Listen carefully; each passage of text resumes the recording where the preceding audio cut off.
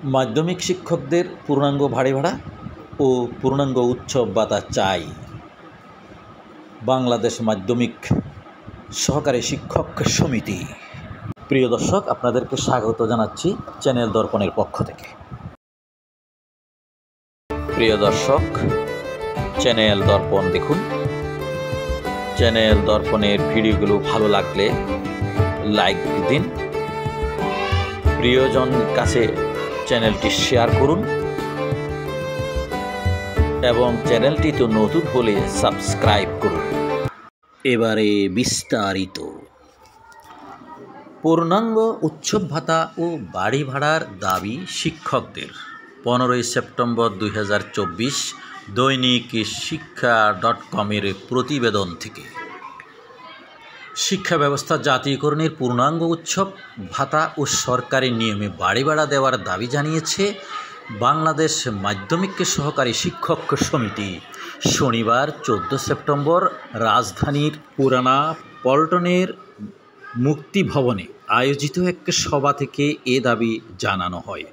সভা থেকে আগামী 8 থেকে 17 অক্টোবরের মধ্যে জেলা প্রশাসক কিংবা উপজেলা নির্বাহী অফিসারের মাধ্যমে শিক্ষা উপদেষ্টা বরাবর বিষয়ে স্মারকলিপি দেওয়ার সিদ্ধান্ত নেওয়া হয়।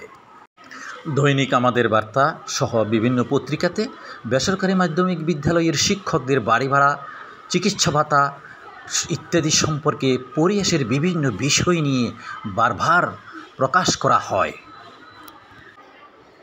সভায় সংগঠনের সভাপতি জাহাঙ্গীর হোসেন বলেন, এমপিওভুক্ত শিক্ষকেরা দীর্ঘদিন ধরে বেতন ভাতা বৈষম্যের শিকার। এমপিওভুক্ত শিক্ষকেরা বাড়ি ভাড়া পাচ্ছেন কেবল 1000 টাকা, উৎসব ভাতা 25%, চিকিৎসা ভাতা 500 টাকা, যা নিতান্তই পরিহাসের। এটি অপনীতি শিক্ষক বিরোধী নয়, শিক্ষা বিরোধীও।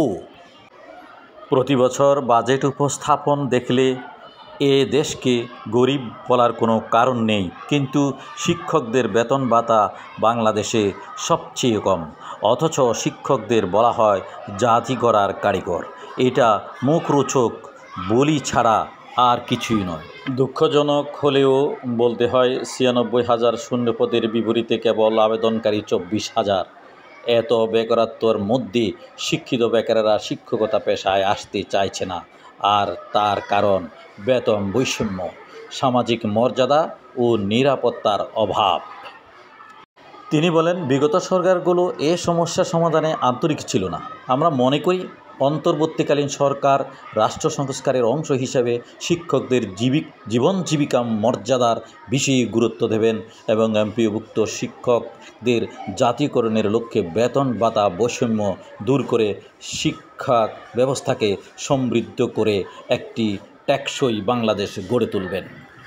সংগঠনের সাধারণ সম্পাদক মোহাম্মদ নুরে আলম বিপ্লব বলেন, শিক্ষকরা এখনও নাজেহাল হচ্ছেন, বিশেষ করে প্রতিষ্ঠান প্রধানেরা, যা খুবই হতাশাজনক। এটা এখনই বন্ধ করতে হবে।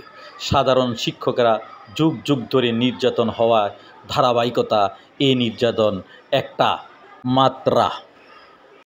এ নির্যাতন শুরু হয়ে আসছে প্রতিষ্ঠান প্রধান থেকে ম্যানেজিং কমিটি পর্যন্ত। ফলে ম্যানেজিং কমিটির অরাজকতা মেনে নেওয়া যাবে না, এ প্রথা বাতিল করতে হবে। সবাই আরও উপস্থিত ছিলেন বাংলাদেশ মাধ্যমিক সহকারী শিক্ষক সমিতির কেন্দ্রীয় কমিটির সহসভাপতি ও ঢাকা মহানগরের আহ্বায়ক মোহাম্মদ ইয়াসিন।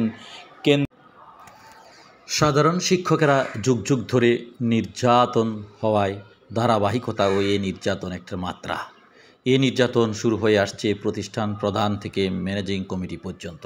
ফলে ম্যানেজিং কমিটির অরাজকতা মেনে নেওয়া যাবে না, এ প্রথা বাতিল করতে হবে।